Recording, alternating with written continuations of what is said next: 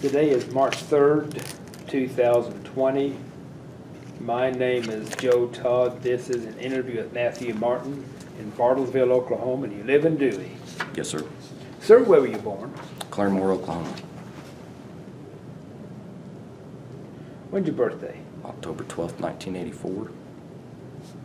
1984. Who is your father? Terry Martin,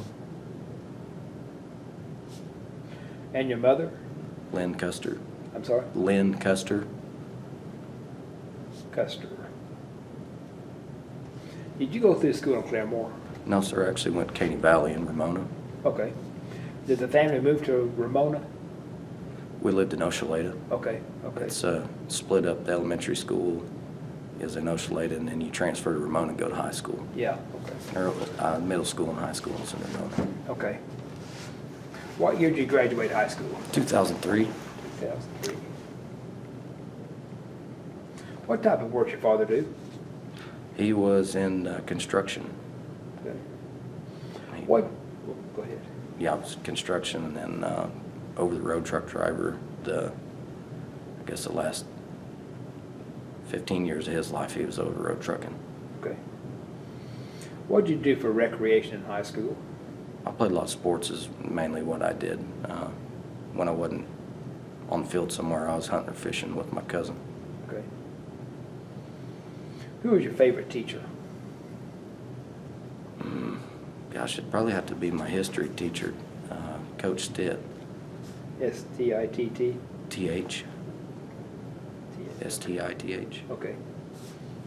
Why was he your favorite? I don't know, there was just something about him. He'd come in every morning and he would just kind of set your mind at ease, and he would start talking about some of the current events going on. And he was a veteran also, so I think a lot of us just kind of connected with him. He was just the type of guy that if you come to school having a bad day, he was the one that you'd want to go see, because he'd just make you feel good about yourself. He was a really good guy all the way around. Even on the football field, he was a great coach. Okay. What did you do after high school? I went into the Army. Okay. Why did you join the Army over the Navy, Marines, or Air Force?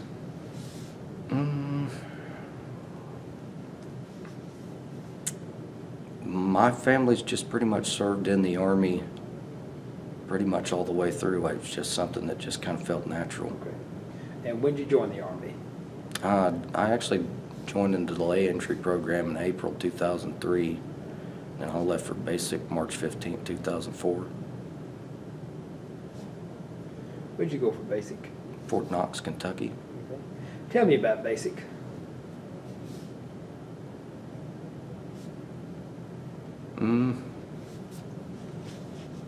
It was probably similar to, the movie Full Metal Jacket is about the closest movie depiction that I could make. But it's definitely it's to tear you down to nothing and build you back up the way they want you made. There's a lot of teamwork, team building exercises that's involved in basic training, but I think it's more of it's a character building. It's trying to figure out what your personal limits are and how far you can actually push yourself, and what you can do to assist the members in your team through, I guess, through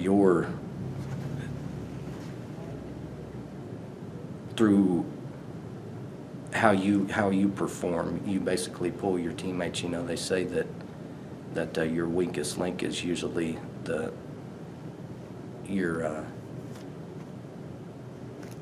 weakest link in the chain is your weakness as a whole in your group, whether you're in a company size element or a squad size element.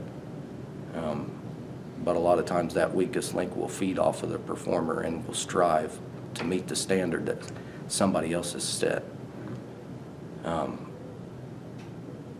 So it's definitely it's like a self-motivating 10-week session, basically, is what it is with a. What type with of the training mom. did you have in basic? There's a red, white, and blue phase, and red phase is mainly you start off with your drill and ceremonies. learning your faces movements and learning how to move as one. You start touching in a little bit hand-to-hand combat, and then your white phase leads off into weapons training, where you learn your M16, throw some hand grenades. You get to jump on some crew serve weapons, learn 50 cal and Mark 19.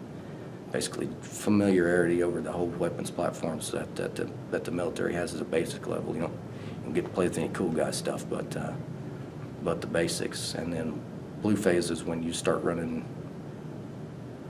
small squad ops, and you go to a bivouacs or a field exercise, and you basically spend that last 3-week phase out in the field actually learning how to be a soldier. And we all are infantry first, and then whatever our job is second is really how they shove that into our head really hard in the basic. Okay. What's your most vivid memory of basic?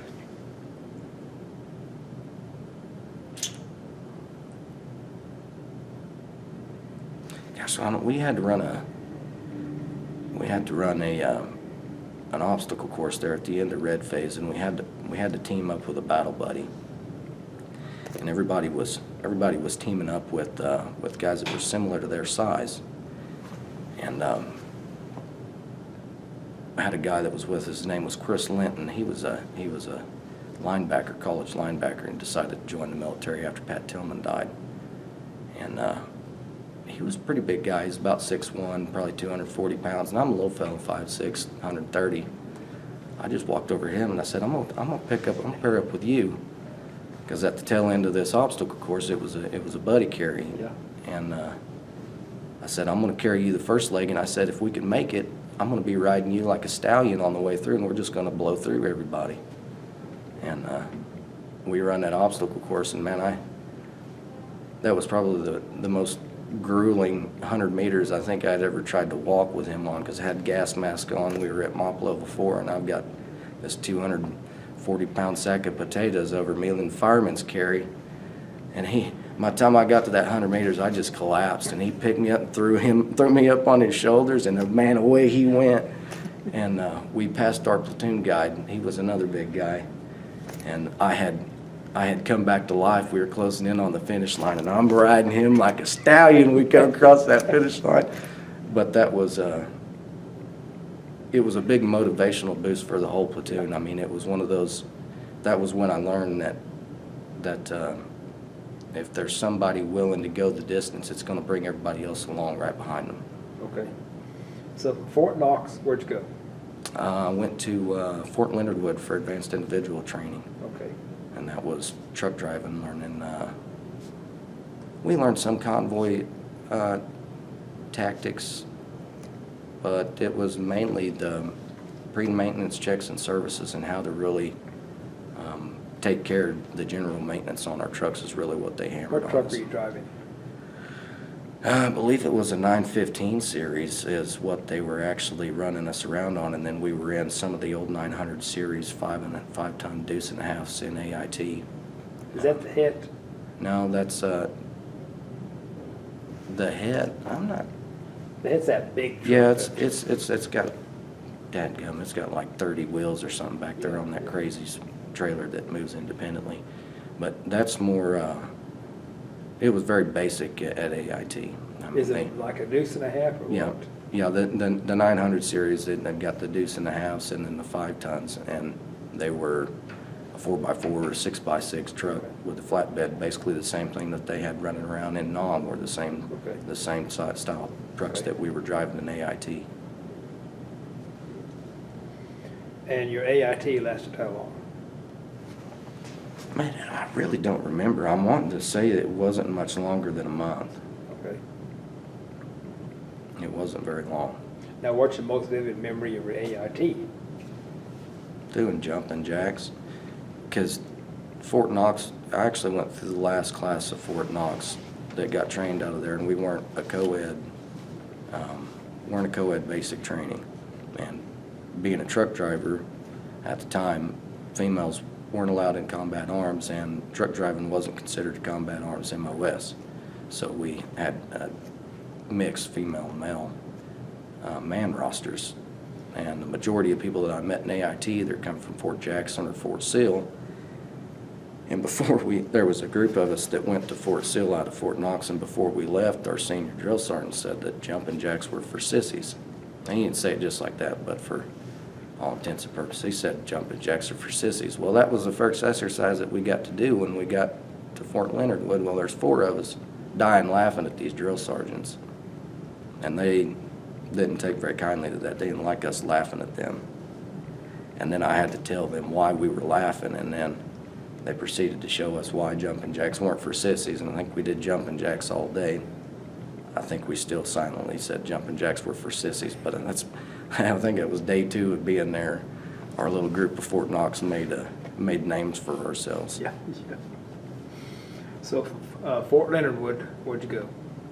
Fort Drum, assigned to the 3rd Brigade Combat Team.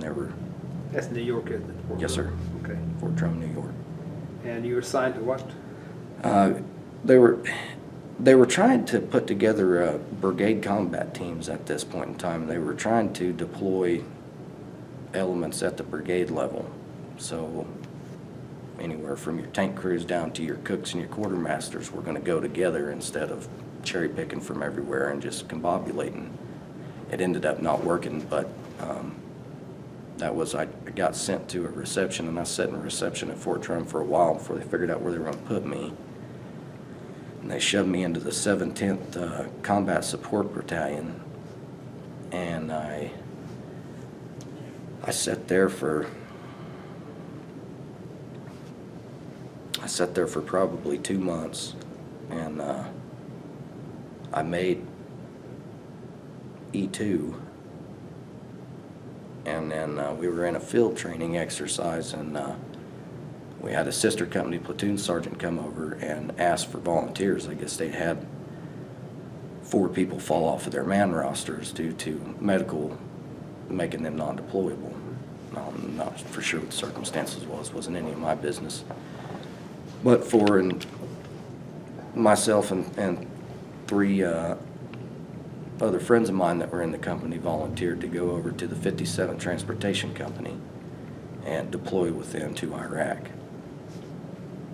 And I teamed up with them in November, and I went to a call for fire class, and then we left for Iraq in December. Now, your training, your basic, your AIT, was it geared toward the war on terrorism?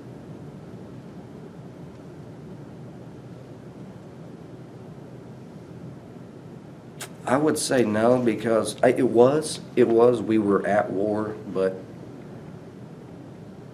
everything was evolving so fast in Iraq that it was hard for them to actually train us on anything, because by the time they trained on us, things have evolved so much that we would have had to relearn everything that we learned. So it was basic convoy maneuver techniques and security tactics that we learned that were basically derived from gun truck missions that come from Vietnam.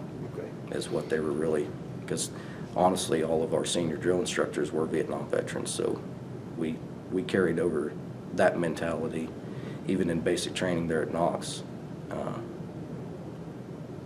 We had some really good drill sergeants, really good drill instructors. And you left the States when? December 31st. I'm sorry? December 31st, 2005 is when we flew out of Fort Drum. And you flew to where? Ramstein, Germany, refueled, and then on to Kuwait. What did you do in Kuwait? That was when we actually they started issuing us smart cards, and we actually started learning what the threats were. Smart card? Oh, a threat guide. Okay. Yeah, the Army calls them smart cards, but Okay. the Marines call them threat guides. Okay. Yeah. Okay. And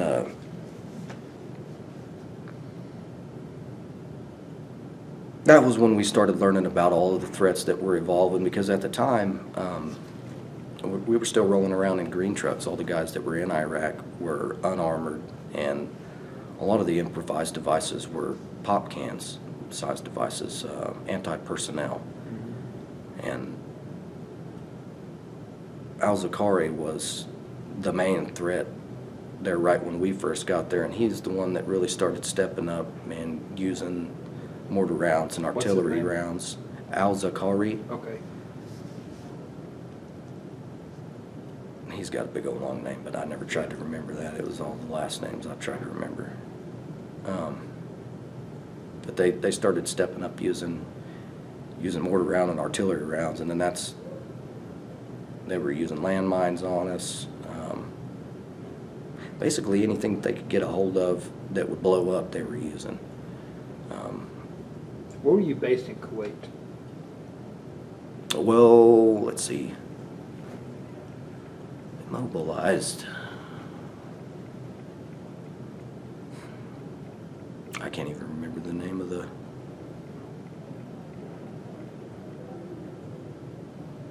Were you still with the 57th Transportation Company? Yeah, but everybody pretty much, it was, there were two different places that they were gearing people up, because it was basically a staging area, because we drove from there into Al-Assad, Iraq, is where we were stationed at. But I can't, for the life of me, remember what the name of that base was in Kuwait.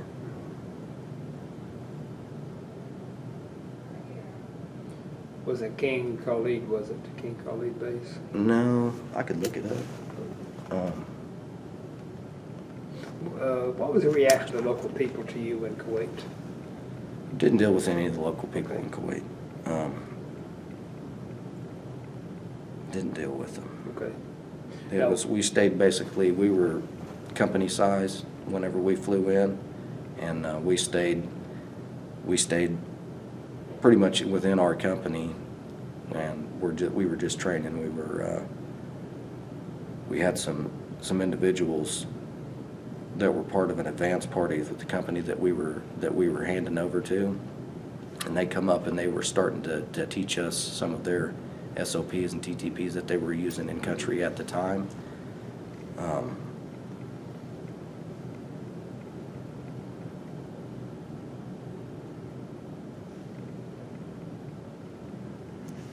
trying to think. How long have you been in Kuwait? We were, like I said, we were only there for right at 30 days. Okay. Because I believe it was the 4th or the 5th of February was when we convoyed into Iraq. And it was 1st Platoon, and our administrative personnel flew into Iraq, and then 2nd, 3rd Platoon drove our vehicles, because we loaded all of our trucks up on railhead at Fort Drum, and then they come over on Navy boats, and they were unloaded at, I believe, Doha, there at the port in Kuwait. So we had all of our vehicles. They hadn't had any armor on them yet. We rolled up north unarmored from Kuwait there at the beginning. And where'd you go into Iraq? We were all over the place, but our main fob was Al-Assad. Al-Assad? Yep, A-L-A-S-A-D. Okay. Okay. What'd you do over there? We were convoy security escorts. Now, what do you do as a convoy escort, security escort? Basically the same thing as, we were doing the job of military police and infantry is basically what we were doing, but we were providing security escorts for every type of class of supply the military had, personnel. Now, when you're on a VIPs. convoy, what are you doing? My personal job, I was the lead truck, and it was my job to cite possible IEDs, trigger men on the side of the road, any potential threat along the way. It was my job to find it, recognize coalition forces along the route, and basically make sure that we stayed en route, didn't get lost. Okay. And are you still in a 515 truck? No, they gave us LMTVs and FMTVs, and these are also 5.5 and deuce and a half trucks, but they're a newer version of a truck, and they were a cab over truck instead of like the 915 series. Now, how many personnel in the truck? 3. 3. You have the driver, Driver, truck commander, and the gunner. gunner, okay. What weapon do you have on the truck? Had anything from, we had 240 Bravos, we had 50 cals, Mark 19s. Are they mounted on the later truck? on- Yes, sir. Where are they mounted? Up in a gun turret. Oh, in the gun turret, okay, okay. It was a circular turret. Had a chicken plate on the front that you mounted the gun to. Later on, we got side plates that would surround us, and got a couple of chicken plates with glass, bulletproof glass in them, so we could see through the chicken plate without having to come over the top of them. Okay. And where were you escorting convoys to? All over Iraq, we were basically going to every base in Iraq that needed supply. We were supplying. My platoon got tasked with, for about 3 months of the year, we were rotating out with a National Guard company out of Puerto Rico that had got attached to us, and we were rotating out with them at a little camp called Camp Korean Village, and it was by the Jordan-Syrian border. And actually what our job was to go to a border town called Terbil and escort empty fuel and water tankers through the border, and then search new ones with new supplies of fuel or water, whatever it is, coming out of Jordan. Search them in a huge staging area, and then bring them back in. So that was when us truck drivers really had to kind of start developing our own policing techniques and searching techniques, because that was not something that we had really been trained to do, and we didn't have. I was the bomb dog. I was the bomb sniffer, and I can't smell that stuff like dogs can. Okay. How did you develop this to identify the IEDs? The hard way, finding them the hard way. But a lot of it is just staying vigilant, staying focused, and not getting complacent.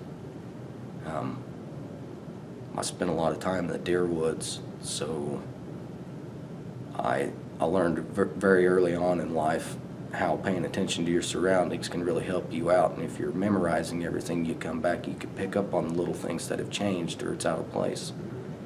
I took that with me to my convoy ops, and I'd memorize my route, and anything that changed was suspect to me, and I would investigate it. And I found a lot of them. I got really good at what I was doing. But the enemy also adapted at the same time, and they got good at what they were doing. So it was a constant cat and mouse game. And there's just so much armor that you can put on a truck, that it's just, the main thing was staying focused over there. Because if you were focused and postured up and making yourself look like a group that you really wouldn't want to mess with, a lot of times they wouldn't mess with you. They'd wait for the next group to come through. So it was just all in how you carried yourself over there. And I don't know, it was just like we all kind of clicked, and it just come by naturally to us. I couldn't have asked for a better group of guys that I had over there with 3rd Platoon. Now, were you the driver, truck commander, or the gunner? I was a gunner and a driver both, but I was still a private. I got my private was first class. I think I picked up specialist right at the tail end of that deployment, but I was still low enlisted. Just doing a job was all I was doing. How could you tell the bad guys and the good guys over there, or did you? You really couldn't. Okay. You couldn't. You couldn't until they were engaging you, was when you knew they were bad. I mean, and even our interpreters were bad guys, would coordinate attacks against us and they would play both sides of the game, And that got really hard to deal with, because there were two interpreters that I was really certain were not good guys, and I just had a gut feeling about them. And both of them, we ended up finding out that they were coordinating and working against us the whole time. So that really set my mind at ease on rely on your gut and trust it. And I did from that on out, and I don't trust anyone. Is basically how that boils down. I mean, you have to earn it. And that was the whole deal over there. If you got complacent and you started trusting these guys, because it almost seemed like the guys that were really trying to buddy up to you were the ones that you really wanted to keep an eye on, because all the rest of them were just there to kind of do a job. And I don't think there's been a lot of discussion about that either, but everybody that we were escorting were all third country national drivers over there, didn't speak a lick English, so we couldn't even communicate with people inside our own elements, aside from our gun truck crews, so if they wanted to blow themselves up or suicide that fuel truck into something, they would, and it was just a constant gaggle over there. What was your longest convoy?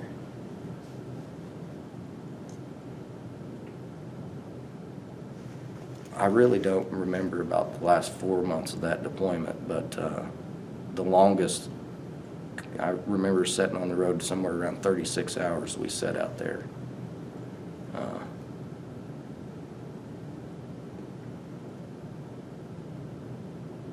And I think that was the longest period of time that we actually sat stationary, not moving. Okay. And that was, we were locked up, we run into a daisy chain of IEDs where they start stringing a couple of them together. We run into a daisy chain and there wasn't any way around it, and the only way that we could ever try and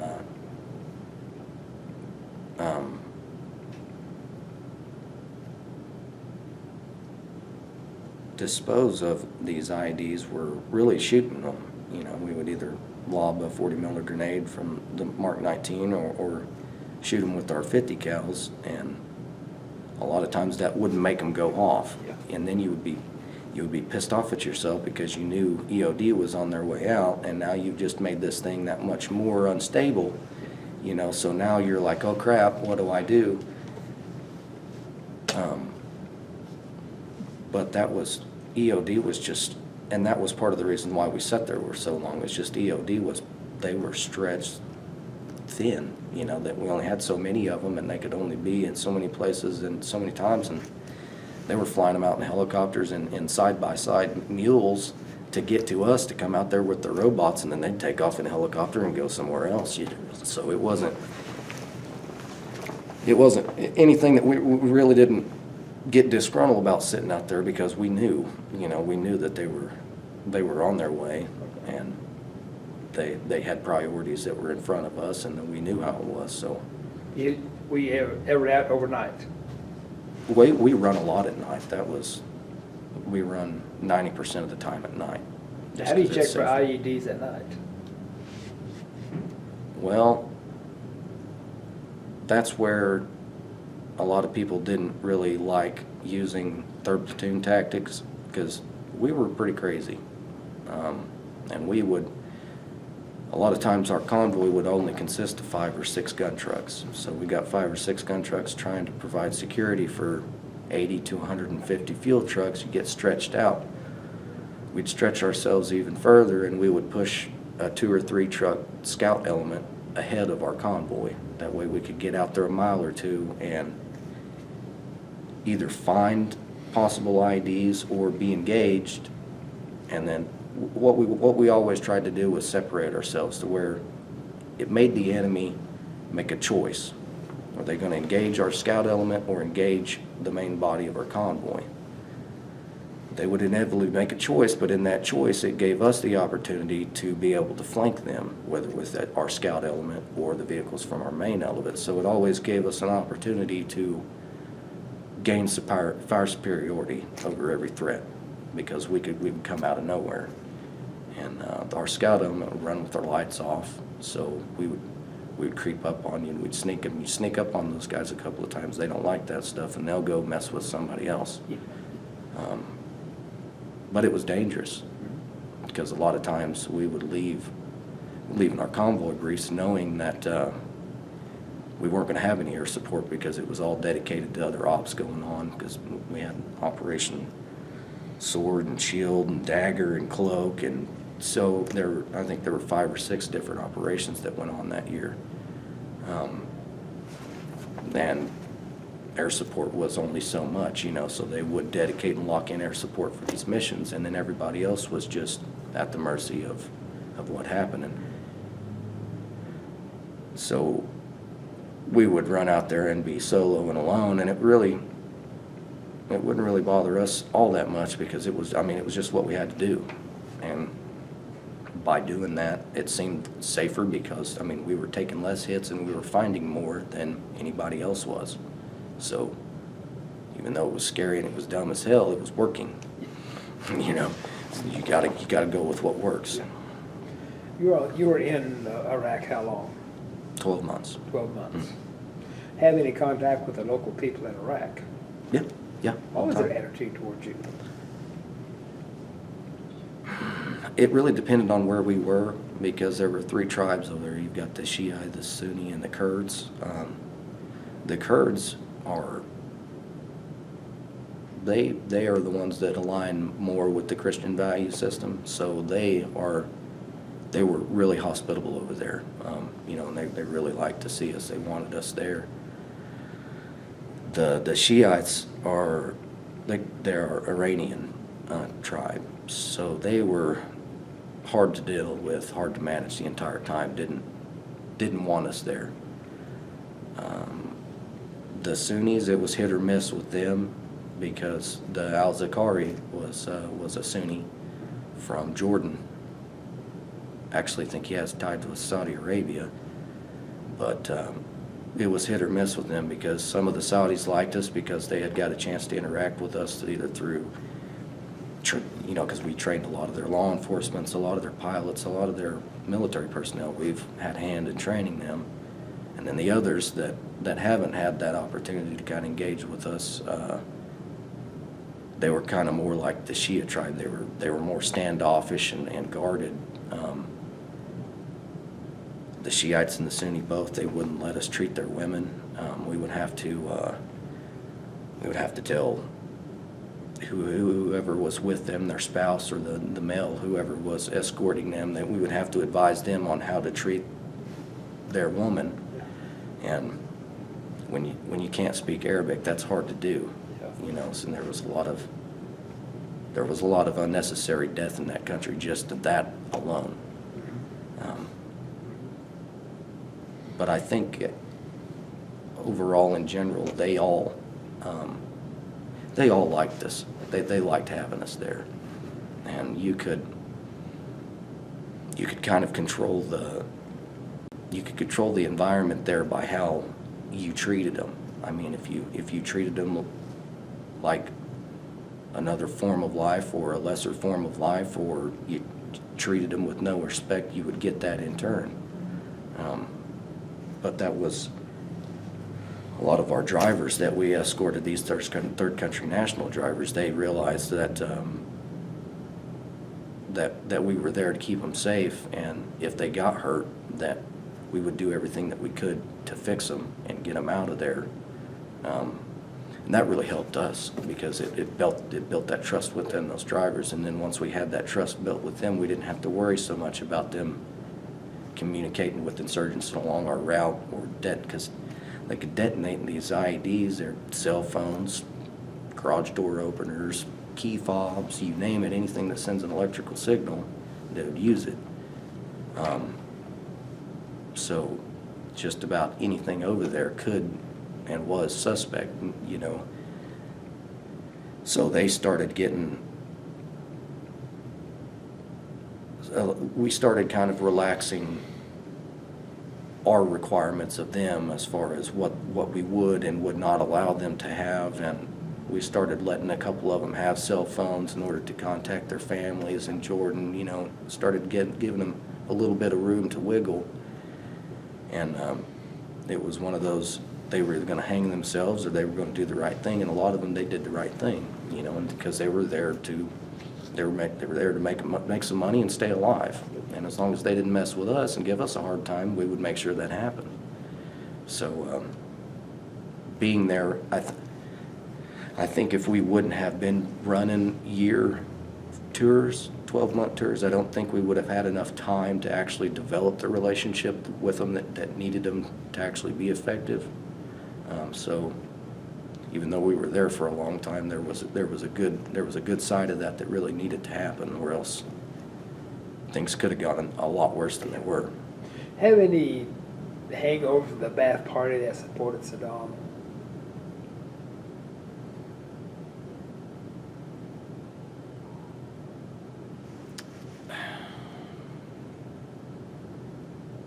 No, I actually think that the majority of the Ba'ath members were rounded up before we got there. Okay. Al-Zakari was he was our main threat in the Al-Anbar region. In what region? Al-Anbar. Al-Anbar? Mhm. Okay. And that's basically everything west of the Euphrates River to Syria and Jordan is what they called the Al-Anbar province. But it was mainly him, and then the local insurgents that didn't like us. We started noticing that there was a lot of foreign fighters starting to flood into Iraq, Turkish, Syrian, Iranian fighters coming in. So our main threat was mainly al-Zakari, and then the surrounding countries around us invading the fight and joining with these insurgents. Now Saddam's group was pretty much wiped out immediately. I mean, a couple of them hiding in tunnels that got rooted out pretty quick. But to my knowledge, we never had really any run-in or mishaps with any of that group. So what's the most vivid memory of that deployment in Iraq?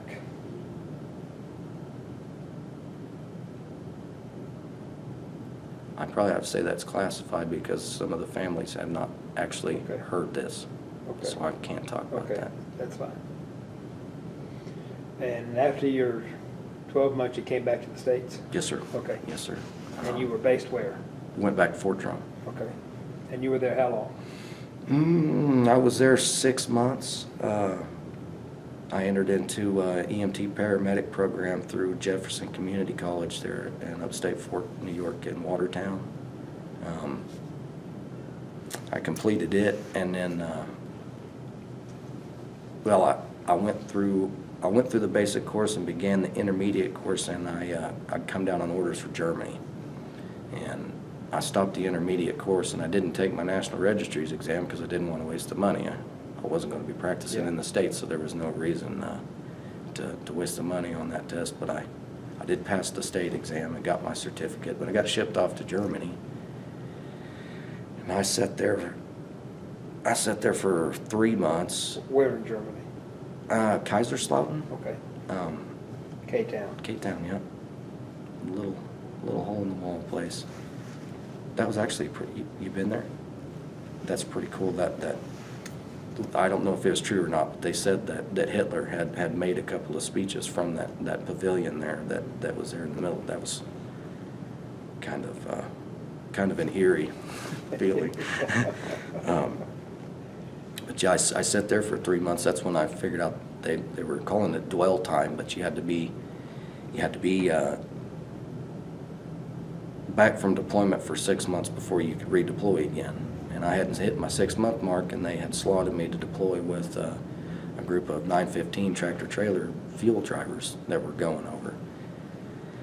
And I really liked my beret, so I shaved it and I formed it and it fit my head right. It kind of covered up my left eye a little bit. My first sergeant called me a pirate the first day he met me, and for some reason we just kind of rubbed shoulders wrong. And that was when I learned about the dwell time, and he said that you ain't coming to Iraq with me. And I said, all right, Top. Well, I guess I'll sit here on rear D. You know what else? What else you want me to say? And I ended up driving Sergeant Major Jackson, Command Sergeant Major Jackson around for a little while over there, and then I volunteered for another deployment to Kuwait.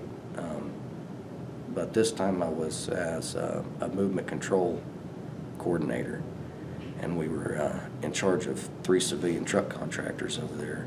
What does a movement control coordinator do? Well, we're basically logistical coordinators. It's almost, it would be almost similar as a dispatcher, what a dispatcher would do. So when did you go back to Kuwait? When?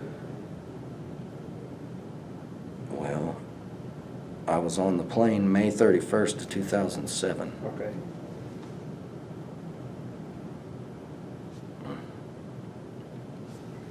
And my dad actually died on his motorcycle while I was on that plane. I'm sorry. And I landed and I had to turn right back around, jump on a plane and come home and bury him. And then I went home. So that was why I had that vivid shock look when you asked me when, because I had to remember what day it was.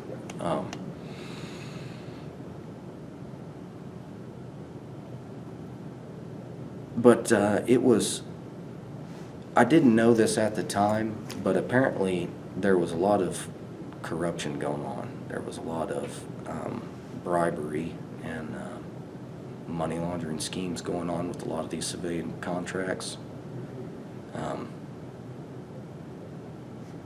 Halliburton was actually involved in some of that with their KBR contract.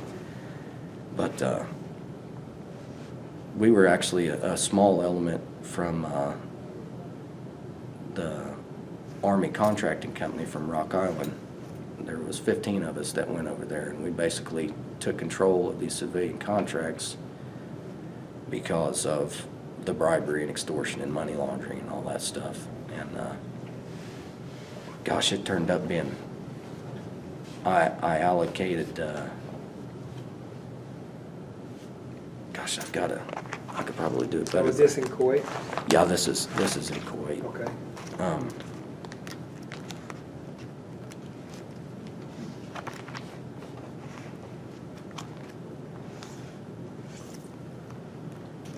Yeah,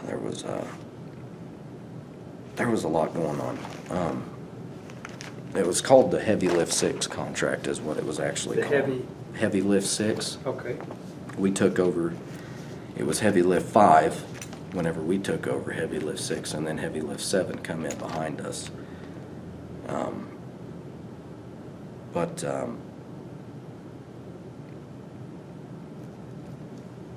There was about 40,000 pieces of equipment that I was in charge of and allocated for through missions.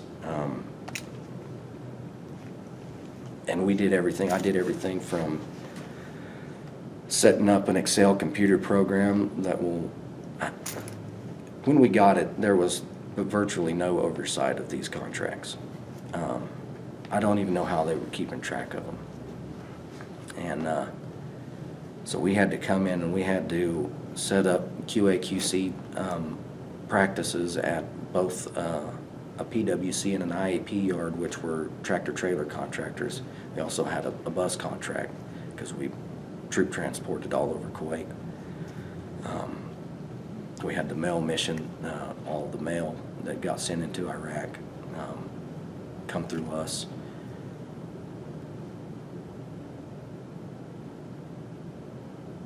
But it was really strange. It was basically like establishing a business all over again, but it was already underway and operational.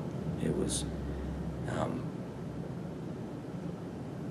there was a lot of just negligent spending going on that we cut because, one, I had already been running those roads in Iraq for a year, so I knew exactly what it was going to take. I knew how these trucks were going to have to perform, and I knew what the escorts were going to be looking for. So they couldn't slide anything past me. And my best friend at the time, he was out of first cav. He got hurt, and we got teamed up over there, and he got slotted as a movement control team member. And he was a no BS type of guy too. So they were going to meet him or they were going to meet me, and neither one of us gave an inch. So we tightened that contract up almost immediately, and I had a little bit of computer knowledge through some of the Microsoft programs, so I developed an Excel sheet and plugged in. You can plug in formulas where it'll take this cell and divide them, and then, you know, bring the sum into whatever cell you want. You just got to know how to program all that stuff in there. Well, I made it real simple to where all we had to do was change 3 sets of numbers in our allocation sheet, and it would go ahead and automatically adjust and account for everything else. Yeah. And that allowed us to spend more time on the QA, QC, and some of the other management problems that we were having. But I think in total, that contract estimated whenever I left, almost $937 million is what we spent. We were writing about $1 million invoice a week is what we were doing over there. And What were these contractors, what were they carrying, what were they taking? everything. Everything, yeah, because, see, the whole idea, even behind us coming in there at '05, the whole idea was to take the green vehicles off the road and replace them with civilian trucks. And that's what these guys were that we were tasked with overseeing in Kuwait, were civilian truck drivers. And we would basically inspect their trucks and make sure that they would be able to handle the mission, make sure. Basically a DOT inspection is almost what it was. And then we would allocate them, we would go to an allocation board, either me or Staff Sergeant Ducote would go to an allocation board every morning and speak with the other people on, what's the battle roster, I think is what they called it. Because I'm just a buck sergeant at the time. I'm an E5. I'm really doing stuff that a warrant officer should be doing. So I'm I'm new to all of this crap. And me and Sergeant Ducote are coming in, and they're not used to seeing combat arms scout snipers in there. You know, that's what Sergeant Ducote was. They're not used to seeing him in an allocation board, and I'm a utility mutt with a combat action badge that thinks I'm combat arms. They got to deal with me, so they didn't know what to do. So but they knew that if they even come forward with, hey, $25,000 if you go ahead and shove these trucks on down the road, they knew that if they come to us with that we would hammer them to the wall, because we carried around our core values with us everywhere we went. And corruption, bribery, extortion, none of those are in the core values. There's only 7 of them, and they're not hard to remember. So we pretty quickly made a name for ourselves, and I made a name for myself at the yard because I was pretty rough on the drivers. But I wanted them to know, I wanted them to understand what they were getting themselves into if they didn't know. I was pretty sure they did just because they lived there, but I wanted them to know what some of our tactics were, and I wanted them to know that we valued them as an importance. You know, I don't care about the cargo. The driver's life was more important. And that really made a big deal to them. But it was simple stuff like the outside door handle not working. Well, I proceed to show him what it feels like to get yanked out his driver's side window because I can't get his door open, and I have to get him out of that truck. So it behooves him to let our maintenance people know that, hey, I need my door handle fixed so some GI don't come dragging me out my window, because that shit hurts falling from 10 foot out that window. Yeah. So it was the small things that they weren't. It was a complacency type deal. They were all the management was worried about the money, and they weren't concerned about the drivers, and it was just the opposite for us because we weren't paying the bills. We were more worried about life. Yes. You know, so. Were you in Kuwait that whole time? Yes, sir. Okay. Yeah. Well, we ran some L&O missions where we would go up as liaisons.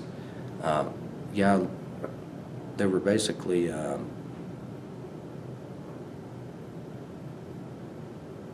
Basically just a movement control coordinator is what it was, but we would go, Now, what is an L&O mission? What is that? it's, you're basically providing oversight for the individual, because we have, What we does had L&O containment. stand for? I don't know, I was gonna look that up before I come here, because it slipped my mind. It's logistics something. Okay. And I don't know if it has something to do with the national drivers. Let me look it up, because I felt like a dummy when I was driving over here.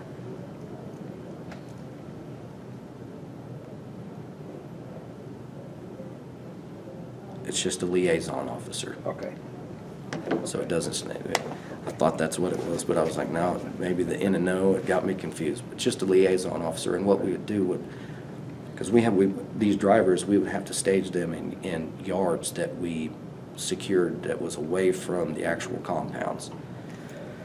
So our logistical officers would show up at these yards and keep oversight of the drivers and make sure that convoys were getting set up prior to the escorts coming in, because in '05, whenever we first got there, that was a big problem.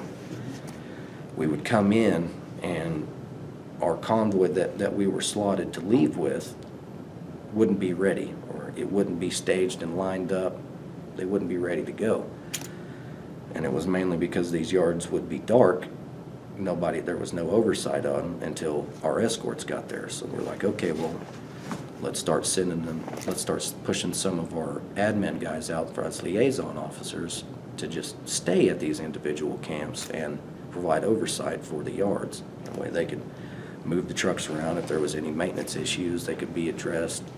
They would get staged and lined and be prepped and ready to go for the next convoy. So all the escorts had to do was roll in, refuel and refit, buzz around, give a quick convoy briefing to the drivers, and then bam, you're off and running again, versus sitting there for 3-4 hours trying to get all this organized and unscrewed and then trying to leave.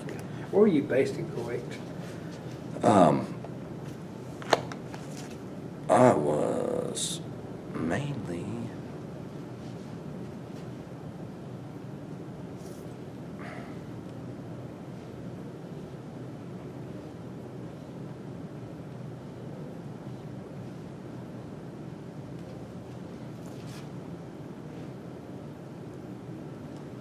well, I do all of this reading crap and I can't remember simple stuff. I wanted to say it was Arif John. Camp Arif John is where we were at. Camp Ariston? Arif John, yeah. Is that near Kuwait City or?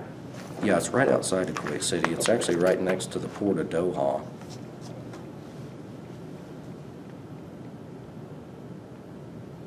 Because there were three different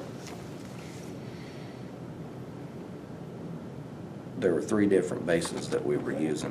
Have any contact with the Kuwaiti people, the civilians? Yeah, What was their attitude? they were nice. They were nice. Kind of arrogant. Maybe, I don't know, maybe arrogant's not the right word to use.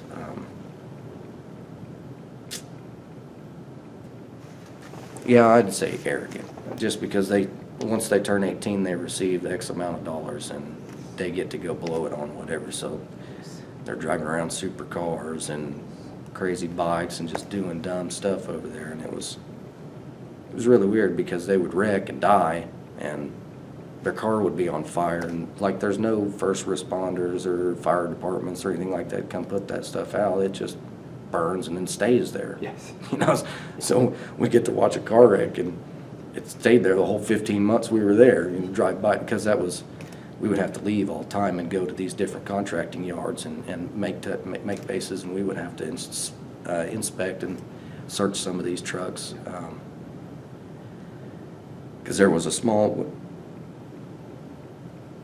only about 15 of us, so there was really no way that we were going to be able to actually inspect 40,000 pieces of equipment ourselves. So we would take a percentage, and we would inspect the percentage, and then out of the percentage that failed, and it would either give us a real good idea of whether or not we needed to address the whole contract, or if things were looking all right.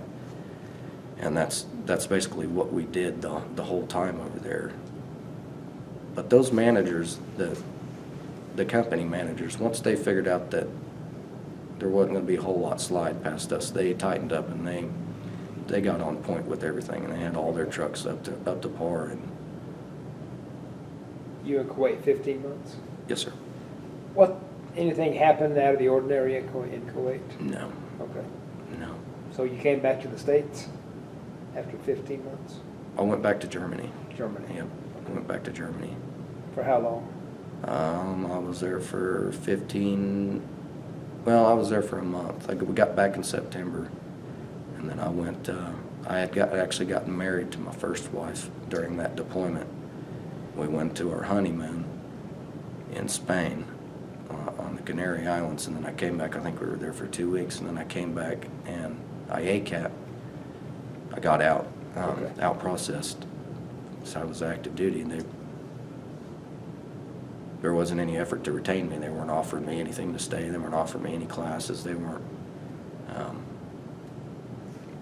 But that's all part of my military records. All screwed up. So really, they didn't even know who they were trying to retain.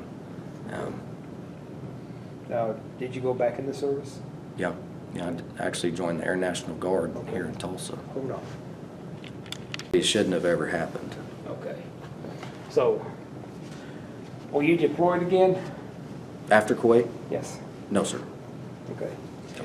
Now, your Purple Heart, Yes, sir. what happened? We were moving into Treville. Now, was this your first deployment? Yes, sir. Okay. Yeah, as convoy escort. We were moving into Treville on an Exxon mission. Treville? Treville, it's on the border of Jordan and Syria and Iraq.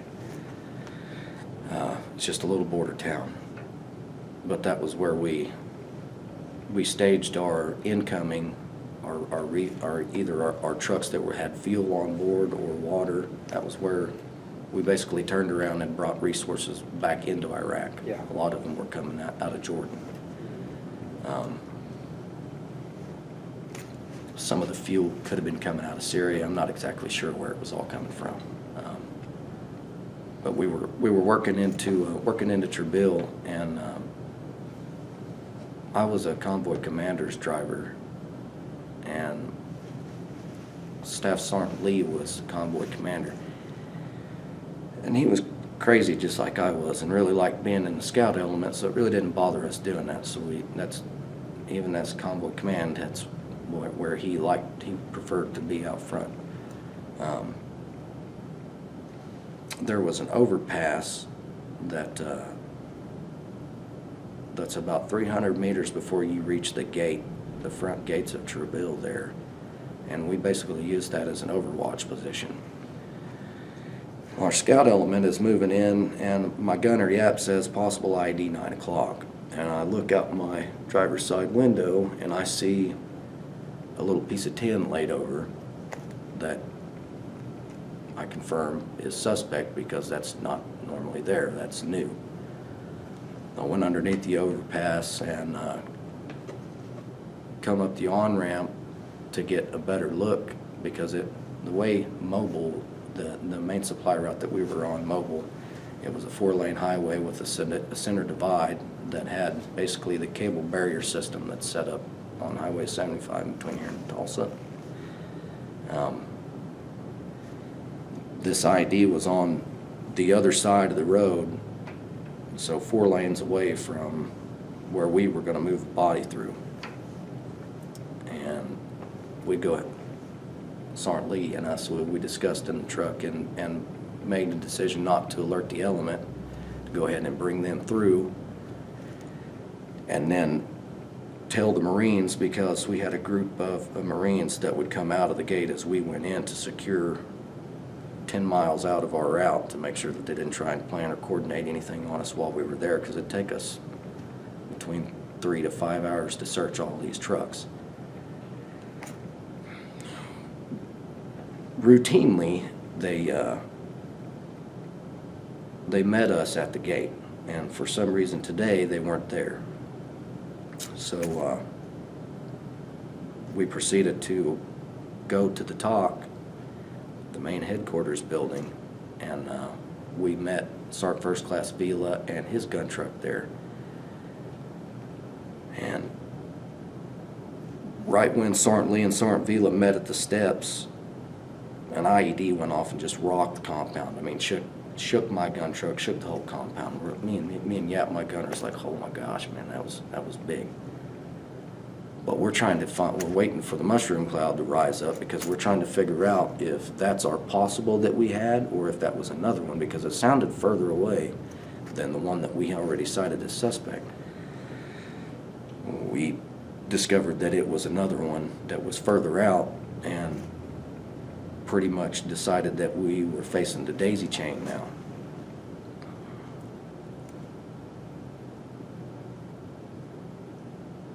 This is where it's going to kind of get touchy, because there's information that's not been disclosed yet.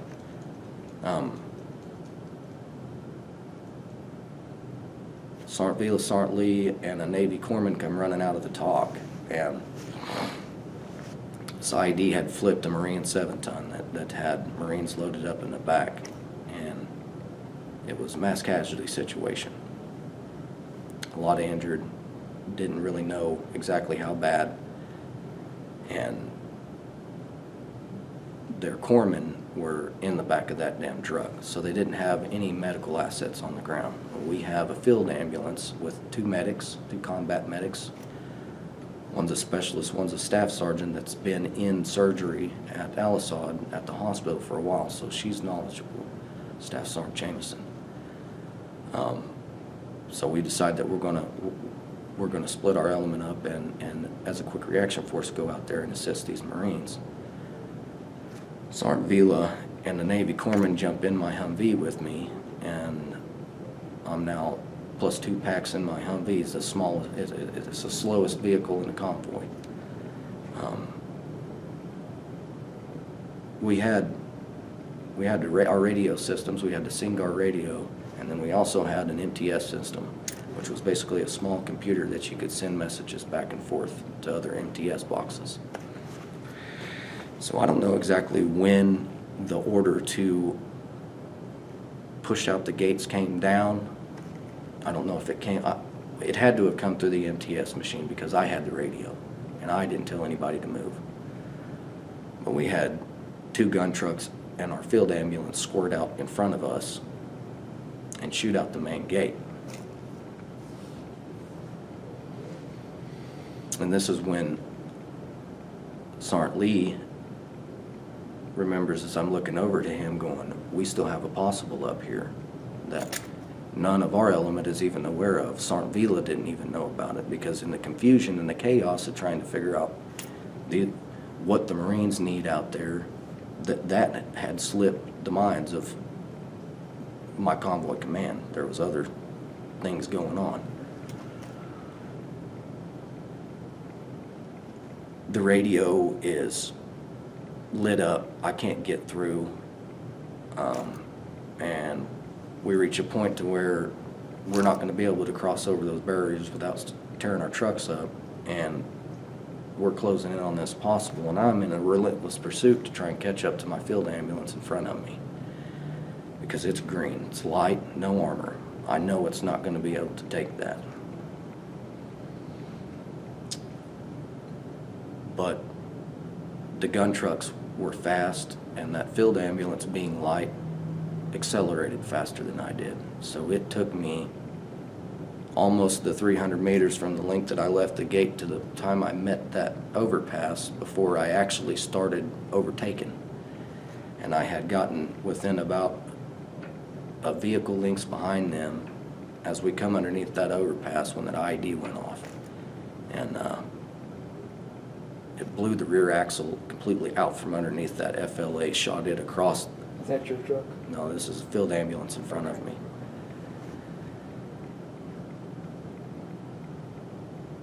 Because I was trying to get beside it, I was actually trying to position my gun truck and absorb that. because I knew that they weren't going to be able to take it. And I was okay with it. Sergeant Lee was okay with it because it wouldn't have come as a surprise to us. At least we knew it was there. But I just couldn't catch them. And this was probably the most focused IED I've ever seen. A lot of them, up until this point, had been a direct, an area blast. You know, things went off in every direction. This one, it seemed focused. You know, it basically just, it went in about the size of the wheel well, and everything that was the size of that wheel well went out the other side. And it launched that FLA, the back end about 8-10 foot off of the ground, and come down, and now this FLA's spinning out of control, going down the highway. I'm not sure who's telling me to stop, but I look over at Sergeant Lee, and I said, I gotta get him out. And I think I can touch this spinning Humvee. That's how close I am. And I follow it off into the ditch, and I jump out, and I pulled Spores out. She was in a bad way, mentally and physically, because she was just, I could imagine spinning that violently. She didn't have her bearings. She really didn't know where she was. She was just freaked out. Was in shock. She had caught a piece of shrapnel that had went in right below her shoulder blade, and went in and got close enough to disturb the nerves in her spine, and it paralyzed her from the waist down. She told me she couldn't feel her legs, so I'm freaking out because I'm not a medic, and I've seen enough TV shows and stuff to know that if you move somebody, you take a chance of permanently paralyzing them. So that's the immediate thing that comes to my mind is, do I really want to move her? But then I start looking around and I realize this FLA's on fire, and it's on fire. The fiberglass is melting and collapsing down the back of this thing. And I'm like, babe, I got to move you. Like, we got to get you out. And I picked her up and I rolled her. I brought her to my chest and I rolled her, and I put my back to the FLA just in case it blew up, because I looked back and the plastic knob on the oxygen bottle's on fire and melting. So I'm like, oh, here we go. And I drag her out and I get her laid down, and then that's when she told me she couldn't breathe. I ripped her flak jacket apart, and that's when my fingers went in that hole that shrapnel went in. So I was like, okay, there's an end, and that's why her legs are bad. But I didn't know what to do. And then I look up and I don't see Sergeant Lee, I don't see Sergeant Phelan, I don't see that corpsman, and I look back in the truck and I notice that the passenger door isn't over yet, so I assume that they're trying to get that door open. I run back and I jump back in the FLA, and Sergeant Jameson's not moving, she's kind of slumped forward. And I'm reaching over the radio rack, she had her seatbelt on, I'm reaching over the radio rack trying to undo her seatbelt, because the way she's leaned forward, I couldn't cut it without cutting her. And about that time is when I start hearing rounds start cooking off.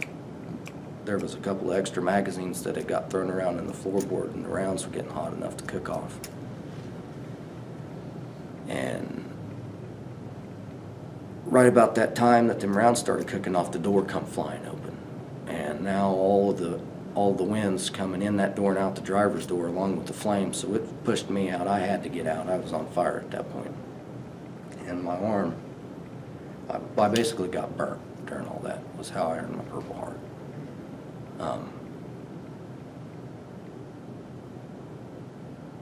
Yeah, we took 3 KIAs that day. And I'm not even sure how many Marines we sent home wounded that day. But I can't go into much more detail about that, because I've read the story that these Marines got told, their families got told, and it's not what happened, and I don't want to ruin anything. Okay. So you were in the Army how long? Little over, let's see, it was 4 years and 3 months. Okay. Would you join the Army again? Absolutely. I like to do a word association. I'll give you some words and you give me your reaction.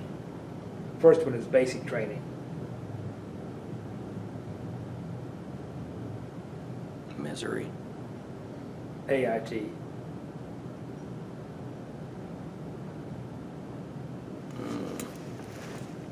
Exciting. Truck driver.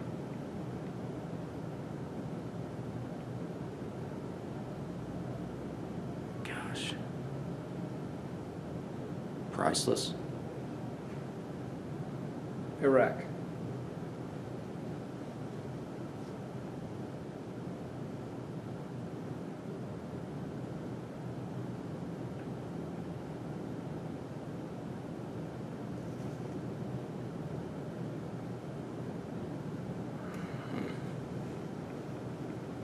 Exhilarating. Kuwait. Vacation. Shia.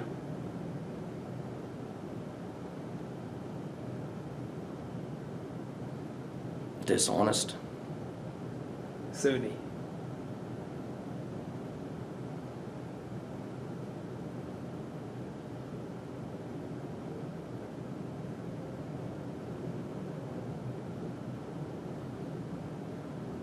Confused. Kurds. Honorable. George Bush.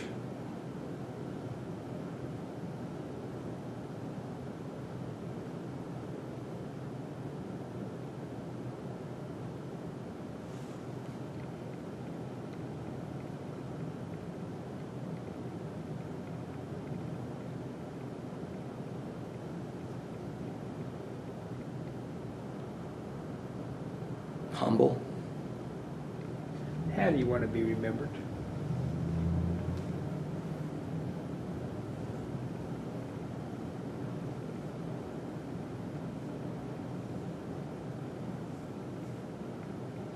I want to be remembered as a liberator. Because I didn't do anything in either one of those countries that I am ashamed of or that I shouldn't have done. Anything else you want to talk about? I do know that there's a big stigma about some of the things that has said that has happened come out of Iraq, as far as the rape and the pillaging of some of these villages and some of the people over there. I was all over that country and I never seen any of that.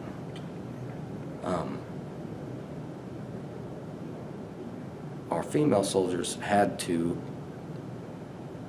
we all had to have a battle buddy. If we were off mission and back on base, we had to travel with someone. We had to walk. Didn't matter if you were going to the PX, if you were going to the chow hall, wherever you were going to the gym, you had to have your battle buddy with you. And there was no exception made with the female. The female also had to have a battle buddy with you. And this was something that we were all aware of and we were all getting briefed on. And even our command was saying, guys, look out and police one another. And we were always vigilant on base. We were looking for stuff like that because there's no place for that type of there's just no place for that type of person to be over. I understand war is brutal and barbaric, but that is why we learn the warrior ethos and we memorize our core value systems, because when we start doing things that stray away from our ethos or our core values, then that is a dead giveaway that we are doing something wrong. And that's the main thing I want everybody to really know, is that we weren't over there raping and killing and pillaging, and those people had nothing that we needed. Nothing. They wanted stuff from us. They wanted our candies, our foods. They didn't have anything we needed. Well, sir, this is an excellent interview. I wish I would have done some more. I got memory problems, so it's hard for me. I should have wrote a bunch of stuff down, but I was Well, I want to to keep thank you stuff for in your time. service and thank you for the interview. Absolutely, I appreciate you doing it. And again, this is March 3rd, 2020. My name is Joe Todd. This has been an interview with Matthew Martin in Bartlesville, Oklahoma. Thank you. Thank you. There. That's about an hour.